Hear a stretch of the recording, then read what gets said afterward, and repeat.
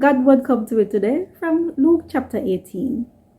And I go and read from verse 9 down to verse 14. This is what it say. Jesus tell a story to the one them what feel so them a do right and I look down upon everybody else. Two men go up a God house to go pray. One of them I did one Pharisee and the other one I did one tax collector.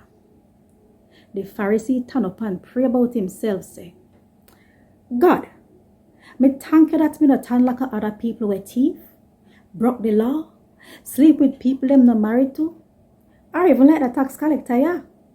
Me fast 2 times for the week, and everything when me get, me share it up in a 10 and give you 1.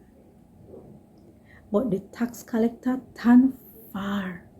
He wouldn't even look up at heaven. He beat him chest and say, God, take pity upon me, one sinner. May I tell you no, the man here, not the Pharisee, but the tax collector, him go him yard and everything right between him and God. Anybody who put themselves over other people, I go get put down. And them we humble themselves, we get lift up high. And God would say that. Thank